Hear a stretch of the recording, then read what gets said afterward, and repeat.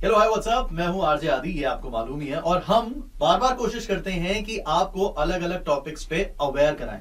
और आज का जो टॉपिक है ये बहुत इंपॉर्टेंट है, तो इस वीडियो को एंड तक आप जरूर देखना। और एक चीज, अगर मैंने किसी भी चीज की प्रोनाउंसिएशन ठीक नहीं की तो प्रोनाउंसिएशन ठीक भी करवाई जाएगी और उसके बारे में एग्जैक्ट बताया भी जाएगा, जिसके लिए we have a very special guest. तो सबसे पहले आपको बता दूं, आज हम बात करने वाले हैं अबाउट हॉजकिंस लिम्फोमा। अब अगेन एज आई सेड कि इसका प्रोनाउंसिएशन ठीक है या नहीं, ये क्या है, क्या ये कैंसर से अलग है या नहीं, इस सब का आपको जवाब मिलेगा because we have a very special guest. And मैं सर फ्रेंड कह सकता हूँ Absolutely. सर जब भी मिलते हैं ना तो एक दोस्त की तरह मिलते हैं। So welcome to the show, sir. Thank you so much for giving us time. Hi, I'm Dr. Rahul Bhargav, Director of Hematology, Bone Marrow Transplant and CAR T Cell at Fortis Memorial Research Institute, Gurugram. So sir, thank you so much, क्योंकि हम जानते हैं कि आप बहुत busy रहते हैं और टाइम निकालना काफी मुश्किल है, बट इस टॉपिक पे बात करना भी बहुत जरूरी है। जैसा मैंने स्टार्टिंग में कहा था, क्या प्रोनाउंसिएशन ठीक था मेरा? बिल्कुल, हॉजकिंस लिम्फोमा के बारे में आदि जी के साथ बात करेंगे क्योंकि बहुत सारी भ्रांतियां हैं इसके बारे में, बहुत सारे मिथ्स हैं इसके बारे में।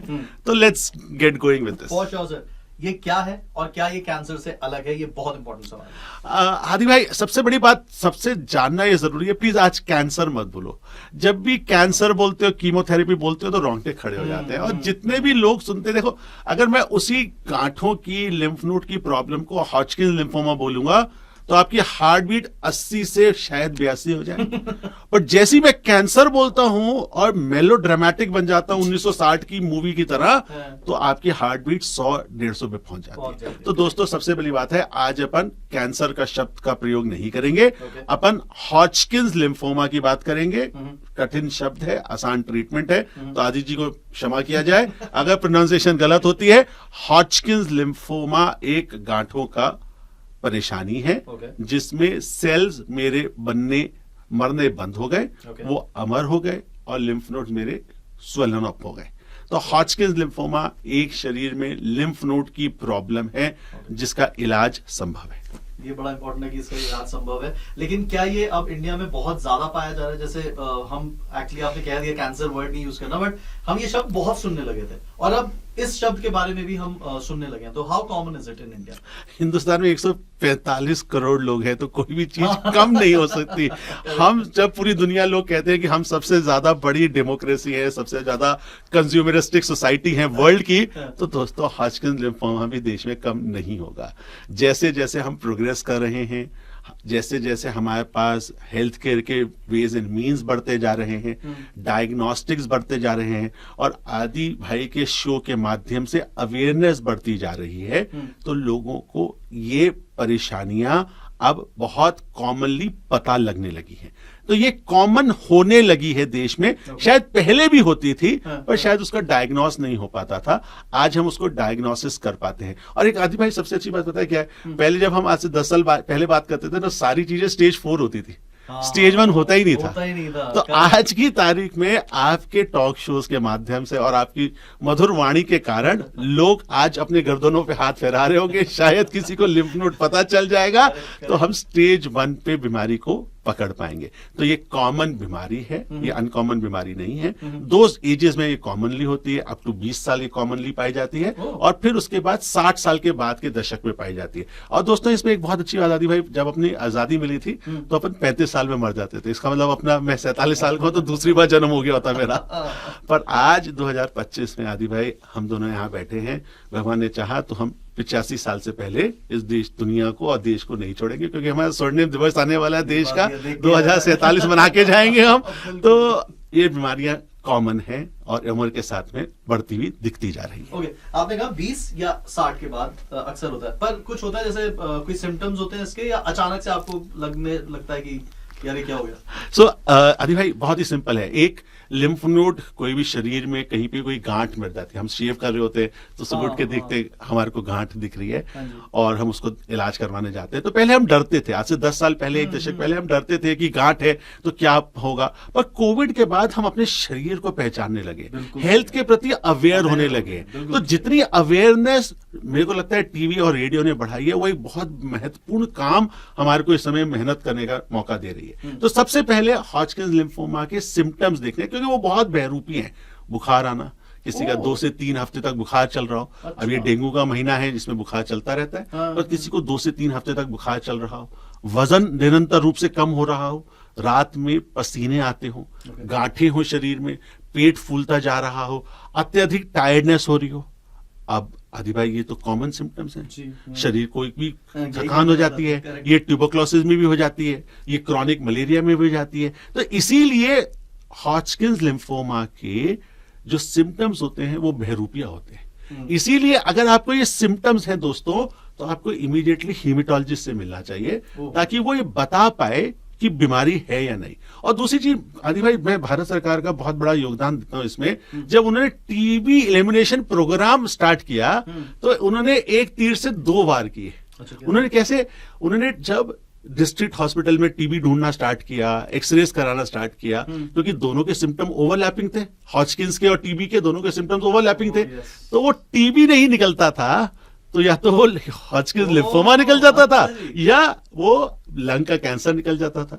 तो भारत सरकार का इसमें बहुत बड़ा योगदान रहा है। मैं धन्यवाद देना चाहता हूं भारत सरकार को, जिसके एलिमिनेशन प्रोग्राम से, और माननीय प्रधानमंत्री ने इस बारे में हमारा लीड किया कि हमें टीबी को एलिमिनेट करना है, तो उससे हॉजकिंस लिम्फोमा के केसेस भी हमारे को बढ़ने लगे, और बढ़ने के साथ में स्टेज 4 की जगह स्टेज 1 पे पकड़ाई में आने लगे, जो लोगों के लिए आज भी अचंभा की बात है। तो देखिए, आज जो हम बात कर रहे हैं कि दोस्तों स्टेज 1 कैंसर, स्टेज 1 हॉजकिंस लिम्फोमा होता है, कम इलाज, कम पैसा, ज्यादा अच्छा आउटकम। तो इसीलिए दोस्तों ये सिम्टम्स को पहचानते रहिए, और जागरूकता हेल्थ केयर में इसलिए जरूरत है, अपने शरीर को पहचानिए। शरीर सिग्नल देता है, अगर मैं थकान है ना आदि भाई, तो शरीर बताता है कि तू थक गया है, स्लो डाउन, आराम कर ले। सो अपने शरीर को जरूर सुनिए, सिर्फ हॉर्न ना बजाइए, दूसरों की बार बात मत सुनिए, अपने शरीर की भी कई बार आवाज सुनिए। बिल्कुल। और सर आपने कहा ना, जब हमारी बात सुन रहे होंगे, हमें देख रहे होंगे, तो कुछ अपने आप को टच करेंगे। ऐसा होता है जैसे कि लगता है कि यार है शायद छोटी सी गांठ, तो क्या अब उस छोटी सी गांठ से डरना जरूरी है, या फिर हम वेट कर सकते हैं? बिल्कुल, मतलब बेसिकली डॉक्टर के पास अगर कोई गांठ निरंतर रूप से परसिस्टेंट है, कोई चीज बहुत दिनों से बैठी हुई है, वो धीरे धीरे बढ़ने लगी है, और एक सबसे अच्छी चीज है, हॉजकिंस लिम्फोमा की गांठें जो होती है वो पेनलेस होती है, उसमें दर्द नहीं होता। पर बहुत सारे जो दर्शक होंगे वो अपने पेट पे हाथ लगाएंगे, क्योंकि मोटापा इस देश में बढ़ता जा रहा है, तो वहां पे फैट ग्लोब्यूल, जिसे अपन लाइपोमा कहते हैं दोस्तों, वो भी हो सकता है। तो आम आदमी के लिए जो गेटवे टू डिजीज अंडरस्टैंडिंग है, वो है सिम्टम समझना, बुखार आना, वेट लॉस होना, रात में पसीना आना, गांठों का निरंतर रूप से पेनलेस गांठों का बढ़ते चले जाना, ये सिम्टम है जो आपको अपने बेडरूम से उठा के डॉक्टर के केबिन तक ले जाएंगे, ताकि डॉक्टर उसको डायग्नोस कर पाए। और क्या होता है इसका पूरा जर्नी सर, अगर मान लीजिए किसी को हो गया? बहुत ही आसान बात है। पहले हमारी जर्नी में हम पहले डरते थे, हम कहते थे कि हमें नहीं हो सकता हॉजकिंस लिम्फोमा, किसी को भी कुछ भी हो सकता है। तो हाँ, ये डिनायल मोड जो है, डिनायल मोड, हाँ दोस्तों, कभी भी आपको प्यार हो सकता है किसी भी उम्र में, वैसी बीमारी भी कभी भी आ सकती है। तो इसीलिए जब अगर गांठ होती है तो आपको डॉक्टर के पास जाना है, डॉक्टर आपके पास कुछ ब्लड टेस्ट करवाएगा, सीबीसी, एलएफटी, आरएफटी कराएगा, वो कॉमन टेस्ट है, उसमें लिम्फोमा नहीं दिखेगा। पर लिम्फोमा के लिए सबसे ज्यादा जरूरी दोस्तों क्या चीज है? लिम्फ नोड बायोप्सी कराना। और आदि भाई, बायोप्सी करना जरूरी है। अब देखो, अनंत काल से इस देश में ये बात चलती आ रही है कि अगर मैं बायोप्सी कराऊंगा तो लिम्फोमा फैल जाएगा। दोस्तों, लिम्फोमा नहीं फैलता। बिना बायोप्सी किए आप ये नहीं जान सकते कि वो राहुल भार्गव है या आदि है। वैसे राहुल बड़ा कंट्रोवर्शियल नाम है, बट स्टिल बिना बायोप्सी किए आप ये नहीं पहचान सकते कि उसका नाम क्या है। उसका नामकरण करना सबसे ज्यादा जरूरी है, क्योंकि वो गांठ की स्वेलिंग जो है वो 18 प्रकार की बीमारियां हो सकती है। अच्छा, तो इसीलिए डॉक्टर की आवश्यकता पड़ती है, इसीलिए इतना पढ़ाई करनी पड़ती है दोस्तों 15 साल तक, कि उस गांठों के अंदर जाके माइक्रोस्कोपिक को सेल को देख के ये पहचान पाए कि वो हॉजकिंस लिम्फोमा है, वो नॉन हॉजकिंस लिम्फोमा है। नॉन हॉजकिंस में वो बी सेल है या टी सेल है। बी सेल में 15, टी सेल में 8, हॉजकिंस में 4 प्रकार, और उसके बाद एक और प्रकार। हो गए ना कंफ्यूज? ये याद मत रखना।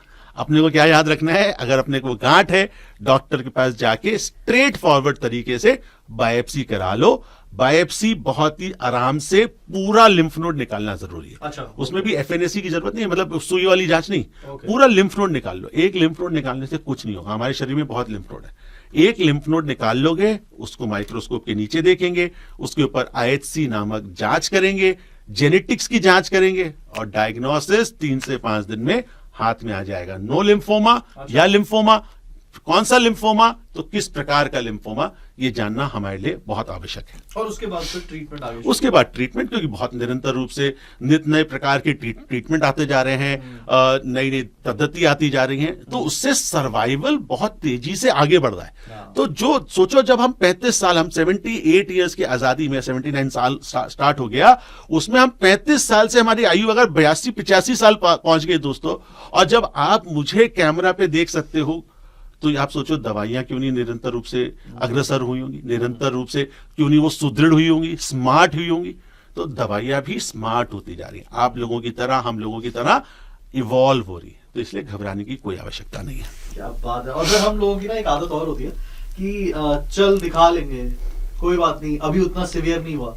तो ऐसा भी है कुछ कि जितना जल्दी उतना बेहतर। आदि भाई, पहले 10 साल पहले मैं कहता मैं डबल निमोनिया का स्पेशलिस्ट हूँ, कि एक निमोनिया ट्रीटमेंट नहीं हुआ, जब वो डबल हो गया तब उसका इलाज कर देंगे हम। Exactly, तो यही आदत है दोस्तों, वो। डबल निमोनिया की वेट मत करो दोस्तों। देखो, मैं आपको हेल्थ इकोनॉमिक फायदा बताता हूँ। जब हम आउट ऑफ पॉकेट एक्सपेंडिचर या अपने खर्चे की बात करते हैं, स्टेज 1 पे जब आप पकड़ोगे, कोई भी बीमारी पकड़ोगे दोस्तों, 90% वो ठीक होगी, कम पैसे में ठीक होगी और कम साइड इफेक्ट होंगे।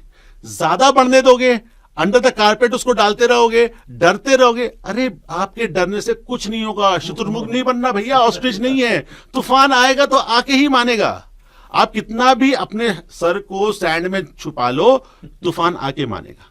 तो इसीलिए दोस्तों, मेरा आपसे एक ही निवेदन रहेगा, जितने लाखों करोड़ों श्रोता जो सुन रहे हैं आदि भाई के इस मधुर वाणी को, मेरा एक ही निवेदन रहेगा, अपने आप को एक्ट फास्ट।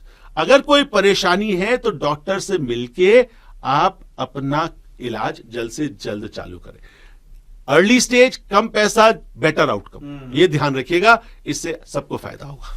यस, देखो ये बड़ा इंपॉर्टेंट है, क्योंकि हम लोगों की आदत होती है कि जब कल एग्जाम है तो आज रात को पढ़ूंगा, जब बीमारी बिल्कुल ही सिर हो जाती है तब लगता है कि वो तो लगता है डॉक्टरों की खास आदत रही है कि पूरे साल नहीं पढ़ना और आखिरी में ही पढ़ना। पर दोस्तों, ऐसा नहीं करना ऐसा नहीं है, करना। पूरे साल पढ़ना है और अच्छे नंबर लाने हैं। बिल्कुल बिल्कुल। और सर, एक ना किसी भी बीमारी के साथ कुछ ना कुछ मिथ जरूर होता है। जैसा आपने अभी स्टार्टिंग में कहा था कि लोगों को लगता है कि अगर हम ट्रीटमेंट कराएंगे या उसको चेक कराएंगे तो फैल जाएगा। तो इसमें भी बहुत सारे कुछ सर, लिम्फोमा में सबसे बड़ी प्रॉब्लम ये आदि भाई हमारे को क्या रहती है, एक कि मुझे बीमारी नहीं हो सकती। तो दोस्तों, किसी को भी बीमारी हो सकती है, ये तो कोई बहुत रनर हो, सही। कोई भगवान का साधु हो, टीचर हो, डॉक्टर हो, सबको हो सकती है। Correct। बहुत सारे डॉक्टर बहुत सारी चीजें ऐसी करते हैं, वो सोचते हैं मुझे नहीं हो सकती। पर दोस्तों, किसी को भी बीमारी कभी भी हो सकती है। पहली चीज ध्यान रखिएगा। दूसरी चीज, लिम्फ नोड की बायोप्सी, बिना लिम्फ नोड, मतलब हमारे शरीर में जो लिम्फ नोड्स होते हैं, उसको बिना बाहर निकाले कोई भी प्रिडिक्ट नहीं कर सकता भाई साहब। एस्ट्रोलॉजर नहीं है कि आपकी जन्मपत्री देखिए और कहा राहुल तुम्हें हॉचकिंस होगा, आदि तुम्हें नॉन हॉचकिंस है। ऐसा नहीं है दोस्तों। Let's be more scientific and practical. Lymph nodes निकालने में कोई परेशानी नहीं आती। अच्छी लैब से उसकी जांच कराओ, उससे उसका नामकरण कराओ, ताकि राइट बीमारी के अनुसार राइट ट्रीटमेंट दिया जाए। देखिए, हर चीज हमारे को, अरे भाई, एक जब हम मेडिकल स्कूल में थे तो हमें बोला जाता था tuberculosis can cause everything except pregnancy. वो बोलते थे टीबी सब चीजें करा सकता है प्रेगनेंसी को छोड़ के। हालांकि देश अभी उल्टा चल दिया। तो दोस्तों, हर चीज टीबी नहीं होती, हर गांठ टीबी नहीं होती। थिंक लिम्फोमा जो कैंपेन है हमारा, उसके बारे में सोचिए। ट्यूबरक्लोसिस अगर नहीं निकलता है तो लिम्फोमा के बारे में जरूर सोचिए। डॉक्टरों को अवगत कराइए, अपने दोस्त यारों को बताइए कि आज आपने ये मधुर बात सुनी, इतनी इंफॉर्मेशन आपके पास में आई, तो लोगों तक जरूर पहुंचाइए कि भैया किसी को गांठ है, कि अपने पड़ोस में, अपने ऑफिस में, अपने गांव में जो भी लोग सुन रहे हैं, किसी को भी लिम्फ नोड की गांठ है, तो वो अपने डॉक्टर के पास जाके लिम्फोमा जरूर रूल आउट करा लीजिए। हम ये नहीं कह रहे सबको लिम्फोमा होगा, पर लिम्फोमा इस 14 सितंबर को जो वर्ल्ड लिम्फोमा डे है, अवेयरनेस डे है, उसमें जाके लिम्फोमा की जांच करा के रूल आउट कराने की जरूर कोशिश करें। बिल्कुल कोशिश करें। और ये बहुत अच्छा लगा सर मुझे कि अब हम इन चीजों के डेज लेके आए हैं। बिकॉज वरना तो कभी पता ही नहीं होता। अब आपसे भी बात करके मुझे इतनी सारी बातें पता लगी, मेरे को भी हाथ में पहले लगता था कि गांठ है, अब now I will be aware about it कि भाई वो है या चली गई। राइट। और ये जो लिम्फ नोड्स आप कह रहे हैं, एक शायद मिथ ये भी है कि अगर हो गया तो ये कैंसरस ही है।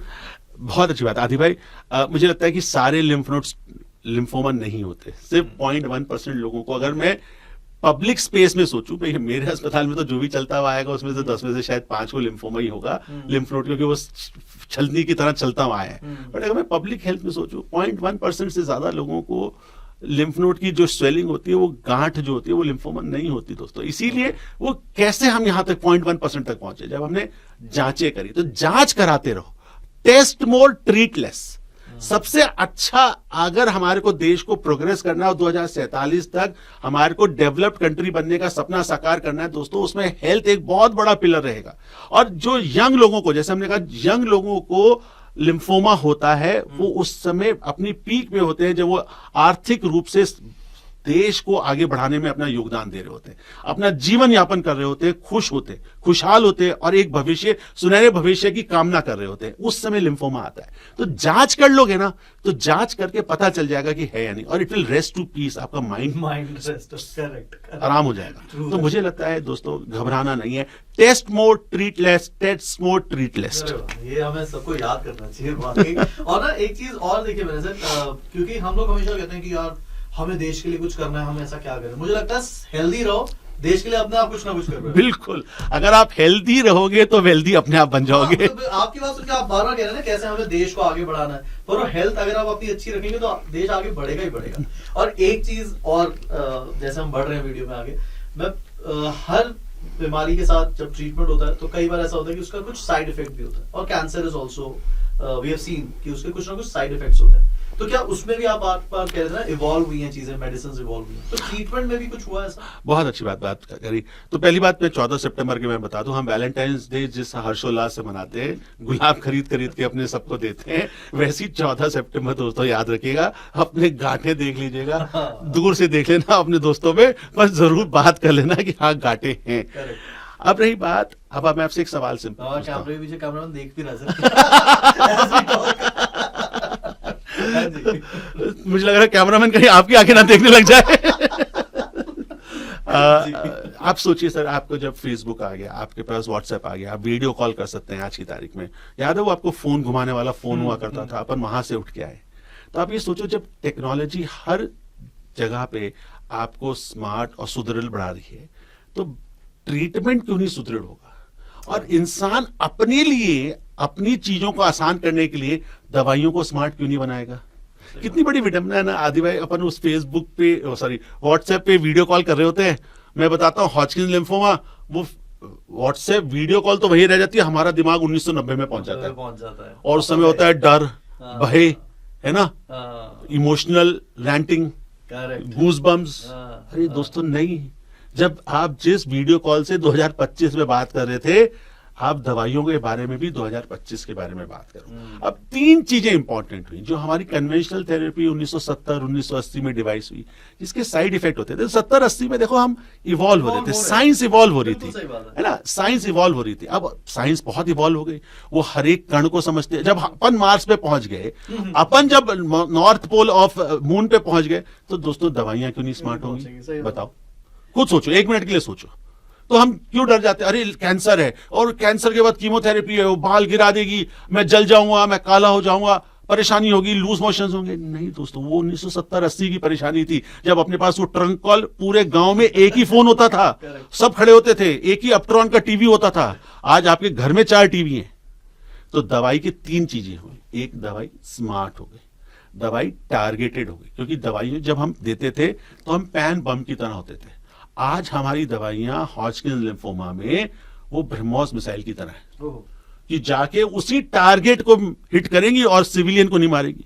भले ही हमारा दुश्मन देश हो, पर हम उसको टारगेट को, टेररिस्ट टारगेट को मारेंगे, सिविलियन को नहीं मारेंगे। इसलिए हमारा देश आगे। तो हमारे पास आज की तारीख में हॉजकिंस लिम्फोमा में ब्रेंटुक्सिमैब, निवलोमैब, नाम याद मत रखना, ऐसी टारगेटेड दवाइयां हैं जो जाके वहीं की वहीं मारती हैं। तो ऑफ टारगेट साइड इफेक्ट कम हो गए, जिससे बाल गिरना कम हो गया, लूज मोशंस कम हो गए, उल्टी कम हो गए। आज की तारीख में लोग फ्राइडे को इलाज कराते हैं, सैटरडे संडे कॉर्पोरेट वर्ल्ड में डॉक्टरों को छोड़ के सब जगह छुट्टी होती है, पर डॉक्टर बेचारा सैटरडे संडे भी काम कर रहा था। माइंडेड याद रखना दोस्तों, वो सैटरडे संडे को रेस्ट करता है और मंडे को ऑफिस चला जाता है। तो दवाई बहुत स्मार्ट हो गई, दवाई से आजकल बाल नहीं गिरते। 70% दवाइयां हमारे पास ऐसी हैं आज की तारीख में ब्लड डिसऑर्डर्स के लिए जिसमें बाल नहीं गिरते दोस्तों, पहली चीज। दूसरी चीज, वो सस्ती हो गई। जो चीज बहुत महंगी थी हमारे देश में, हम विकसित देश की तरफ जैसे जैसे बढ़ रहे हैं, वो दवाइयां सस्ती होने लगी क्योंकि सरकार ने उस पर रोकथाम करी ताकि आम नागरिक भी ले पाए। सिर्फ दिल्ली, मुंबई, गुड़गांव का नागरिक ना ले, ऐसा ना हो कि जो आज गोरखपुर में बैठा है, बरेली में बैठा है, वो भी उतनी सुदृढ़ता से बेस्ट इलाज ले पाए। भारत सरकार ने दवाइयों के प्राइस को कंट्रोल किया। और तीसरी सबसे इंपॉर्टेंट चीज है कि नई दवाइयों से साइड इफेक्ट दोस्तों बहुत कम हो गए। तो इसीलिए मैं क्या कहता हूं, जब भी मैं किसी जगह जाता हूं तो मैं कहता हूं कैंसर मत बोलो, नाम बताओ, नाम। आप ये बताओ नाम क्या है बीमारी का, और कीमो मत बोलो, दवाई बोलो, टारगेटेड दवाई बोलो। तो आदि भाई आजकल दवाइयां आईवी के माध्यम से ओरल पे जाती जा रही है, ओरल से माध्यम से उठ के वो टारगेटेड दवाइयों की तरफ जाती जा रही है। तो बहुत सारा ये स्वर्णिम दिवस है, आगे का युग है जिसमें दवाइयां इतनी सुंदर, सुदृढ़ और पावरफुल होती जा रही हैं कि वो अंदर जाती हैं, कैंसर सेल को मारती हैं और उसके बाद डिसअपियर हो जाती है। तो आप ये समझिए दोस्तों कि ये समय में अगर बीमारी हो भी जाती है तो आज हमारा देश पूरी तरीके से युक्त है कि हम बढ़िया से बढ़िया इलाज, अच्छे से अच्छा इलाज, सुदृढ़ से सुदृढ़ इलाज भी हम हंसते खेलते हुए झेल सकते हैं और कर सकते हैं। क्या बात है सर, अगर आप डॉक्टर ना होते तो आप मोटिवेशनल स्पीकर भी होते। वैसे वो आप अभी भी होंगे when you go for talks and all, because sir ने एक काफी गहरी बात को बहुत सरलता से रखा है ताकि आपको समझ आ सके। And thank you so much for that sir. एक चीज और मैं पूछना चाहता हूँ, because after everything has happened, पता लग गया, ट्रीटमेंट हो गया, कुछ चांसेस होते हैं कि वापस हो जाएगा? तो बहुत अच्छी बात है, आज भी हम 0 से उठ के 70%, 80% पे पहुंच गए आदि भाई। पर 20% आदि भाई आज भी जेनेटिक्स के माध्यम से, क्योंकि ये जो अगला दशक है ना आदि भाई, आप और मैं पुरुष हैं, मैं पक्का हूं आप भी हैं पुरुष, आप महापुरुष हैं शायद। अब ये सारी चीजें आपकी और मेरी जेनेटिक्स डिसाइड करती है कि आपकी चाल ढाल रंग रूप कैसा होगा। आपकी वाणी में जो शक्ति है वो जेनेटिक्स के माध्यम से, वो हमारे में नहीं है। तो इसीलिए जो अगला युग है दोस्तों, वो जेनेटिक्स का युग है। जो हम 70% तक पहुंच गए, वो हम बेसिक अपनी दवाइयों को स्मार्ट, सुदृढ़ बनाते में पहुंच गए। अगले जो 30% पहुंचे, ये जानना जरूरी है कि बीमारी वापस आ सकती है। और अब शोध इसी बात पे चल रहा है कि कौन से ऐसे लोग हैं जो ये 10-15% भी हॉजकिंस लिम्फोमा में बीमारी जिनकी वापस आती है। तो 10 से 15% ही है। तो देखिए, एक माइलस्टोन वाइज हमने बहुत लंबा समय सफर तय कर लिया है, बट हम रुके नहीं है, क्योंकि हम रुकेंगे कब? 100%। जब तक एक भी हॉजकिंस लिम्फोमा का पेशेंट रिलैप्स नहीं होता, तब तक दवाइयों का हम आविष्कार करते रहेंगे, नए कॉम्बिनेशन ढूंढते रहेंगे और ये प्रयास करते रहेंगे कि लीस्ट एक्सपेंसिव तरीके से, मोस्ट अफोर्डेबल तरीके से हम 100% को क्योर कर पाए। और क्या एक बार ट्रीटमेंट हो गया तो नॉर्मल लाइफ में वापस आ सकते हैं? So लोग पूछते हैं। उसके अगले हफ्ते से आदि भाई आप नॉर्मल जा सकते हो। अगले हफ्ते से you are gone. Because side effects किस चीज के थे? जब मैं पैन बम चलाता था क्लस्टर बम की तरह, तो वो अच्छे सेल को भी मारता था, लाल खून को मारता था, WBC को मारता था, प्लेटेट को मारता था, तो मैं शिथिल पड़ जाता था, कमजोर पड़ जाता था, सूख जाता था। ठीक है, वैसे मेरे पास स्कोप है थोड़ा सूखने का, बस सूख जाता था। पर आज की तारीख में टारगेटेड दवाई है, दवाई दी मैंने, मेरे बाल गिरे रही, मैंने जाके अपना इलाज कराया और ऑफिस चला गया वापस में। तो ऑफिस जाके मैंने अपना काम करना स्टार्ट कर दिया। मैं खाना सब कुछ खा सकता हूँ। पहले न्यूट्रोपेनिक डाइट का कॉन्सेप्ट होता था कि सब उबाल के खाओ। आदि भाई वो एप्पल को कभी उबाल के खाइएगा, स्ट्यू एप्पल कहलाती है वो। अरे भैया उसको कोई नहीं खा सकता। मतलब कोई खीरे को उबाल के खाता था। Hats off to those eras of 90s and early 2000 जहां पे एप्पल को बॉईल करके खाते थे, नहीं खा सकते। केले को बॉईल करके खा सकते थे, चलो भुट्टा तो समझ आता है, केला बॉईल करके खाते थे तो एक्सेप्शनली। आज की तारीख में दोस्तों गोलगप्पे को छोड़ के सब कुछ खा सकते हो। बाहर का मत खाना। जिसको दवाई चल रही होती है वो घर का सब कुछ खा सकता है, सब कुछ, रसगुल्ले से लेके गुलाब जामुन से लेके सब कुछ खा सकता है। तो डाइटरी रिस्ट्रिक्शंस हट गई, एक्टिविटी आपकी बढ़ गई, आप अपना थोड़ा बहुत जिम कर सकते हो, थोड़ी एक्सरसाइज कर सकते हो, और सबसे अच्छी चीज तो योगा कर सकते हो। दोस्तों मेरे को लगता है कि एक चीज जो शायद हमें बीमारी सिखा देती है, और शायद यही लोग शायद 90 साल तक जिएंगे जिनको बीमारी हो गई, क्योंकि उन्होंने अर्ली में योगा को अडॉप्ट कर लिया। हम जैसे जो लोग हैं जो योगा के बारे में से बात करते हैं और अडॉप्ट नहीं करते, पर लिम्फोमा के बाद लोग योगा को अडॉप्ट करके अपना नॉर्मल जीवन यापन करते जा रहे हैं। और आजकल तो बहुत सारे लोग हमारे सीईओ बन गए। आज ही मैंने लिंक्डइन पे किसी को बधाई दी, तो सीईओ बन गए, आगे बढ़ते जा रहे हैं, शादियां कर रहे हैं। तो लिम्फोमा बहुत हद तक दोस्तों आज की तारीख में हमारे काबू में है, हमारी मुट्ठी में है, जिसे बोलना चाहिए from our mouth to God's ear. हम इसको जीतते रहेंगे, ऐसा हमारा विचार है। आपसे जो हमें सहयोग चाहिए, अपने बारे में पहचान जाओ, जान जाओ, घबराओ मत। ये मत सोचो कि मैं डॉक्टर के पास जाऊंगा तो वो 4 टेस्ट लिख देगा। 4 टेस्ट लिख भी देगा तो दोस्तों आप करवा लो, क्या फर्क पड़ता है, किसी भी जगह से लैब से करवा लो, बायोप्सी करा लो।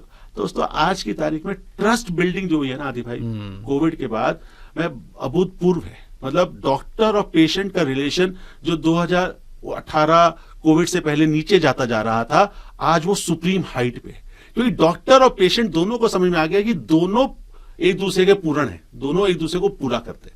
तो मुझे लगता है दोस्तों घबराओ मत, बिल्कुल मत घबराओ। Have trust, our country is going through a tremendous time, we are in a beautiful era and we will win over Hodgkin's lymphoma. I am very sure sir, and with we being in your hands, तो I am very sure. बस एक last message जो आप देना चाहते हैं, because बहुत से लोग जो इस बात से परेशान होंगे, तो उनको एक चीज तो आप शायद यही कहना चाहेंगे, भैया परेशान मत हो। बाकी कोई अवेयरनेस के लिए आप कुछ टिप या कुछ कहना चाहेंगे? सिंपल सी बात है, किसी भी चीज को आदि भाई do not push it under the carpet. अगर शरीर सिग्नल दे रहा है, उसकी बात सुन लो, उसको समझ लो, सुन लो। डॉक्टर हीमेटोलॉजिस्ट के पास चले जाओ, बायोप्सी अपनी करा लो, ट्रीटमेंट सुदृढ़ है। हम हॉजकिंस लिम्फोमा को निरंतर रूप से जीतते जा रहे हैं।